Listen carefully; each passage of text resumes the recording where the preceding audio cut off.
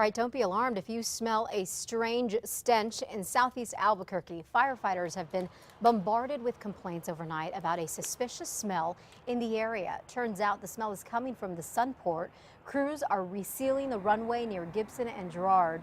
The sealing agent is petroleum-based and was creating an odor in the air. Now, it is not harmful and should be gone by tonight. Energy officials will meet today to figure out how to keep your utility service from being interrupted when severe weather strikes. Now, if you recall, in February of 2011, thousands of New Mexicans were left without power and natural gas due to the extremely cold weather. The Public Regulation Commission will meet with the Federal Energy Regulatory Commission in Albuquerque at the African American Performing Arts Center today. Well, imagine riding a bike 2,500 miles from Canada all the way to the Mexico-New Mexico border. One man was about to finish that grueling trek until he made a quick pit stop in Santa Fe. That's where Colin Sproul stopped at this Kmart and left his bike outside. Unfortunately, it was not locked up, so foolish mistake on my part. Pretty classic bike error. And unfortunately it was. So when Colin walked outside the store, he saw someone riding off with his bike, the bag on it and all that stuff worth about $1,500. He is hoping to get it back and is offering a $350 reward for it. But on a better note, people have heard about Colin's story and are helping him out, even offering him a bike so he can finish his trip. We have new information now about New Mexico State University's president, Barbara Couture, being on leave.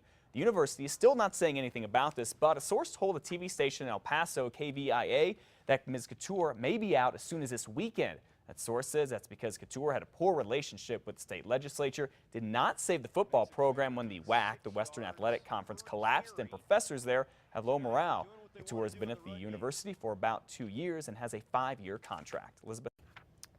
Okay, it looks like the small town of Vaughn will have to rely on a dog to protect them. Not kidding here. We told you yesterday how the police chief there resigned.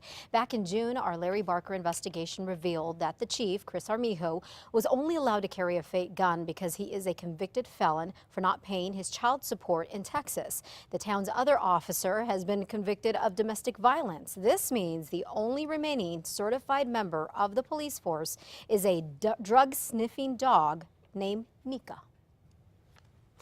How would you like to get a great deal on a used car, truck, or computer? Well, then head to Santa Fe this weekend because the State Department of Transportation is auctioning off all of that and more on Saturday. And starting today, you can get a good look at all this stuff at the state's lot. And that's where News 13's David Romero is right now. So, David, what kind of stuff you see up there that's going to be up for auction?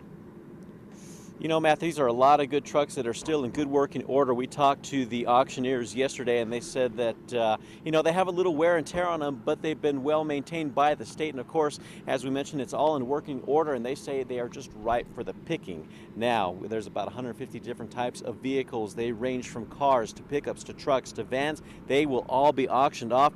They also have the big boy toys. Those are the dump trucks, the bulldozers, the trailers, the tractors, and the mowers.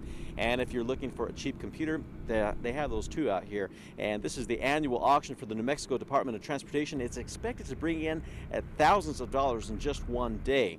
You know, officials say there's already a buzz about the auction from people here and in surrounding states. They're just glad to have an opportunity to buy some surplus equipment like this.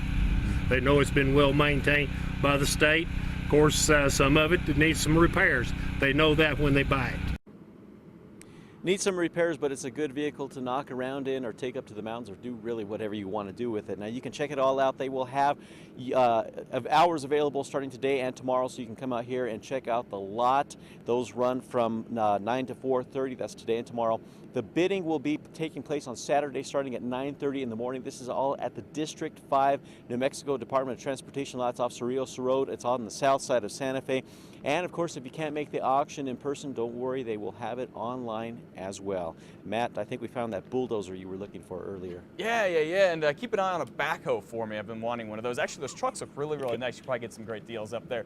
Thank you, David. Now, remember, this is an all-out auction. No minimum, no limit, no reserve. All the money is going back to the Department of Transportation's fund. All sales are final. Find out more at KRQE.com. Just click on news links. Elizabeth.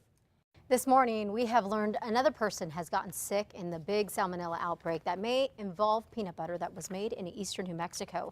A total of 30 people in 19 states have reported getting sick. 4 of them have had to go to the hospital. Around 100 different types of peanut, cashew, and almond butters made by Sunland Incorporated in Portales have been voluntarily recalled. The plant is now closed while workers clean and test all the equipment. And there are also now 3 more cases of the West Nile virus that have popped up in New Mexico that we want to tell you about. Health officials say the cases stem from Bernalillo, Sandoval, and San Juan counties. A total of 31 people in the state this year have gotten sick because of the virus. One man in Bernalillo County has died because of it.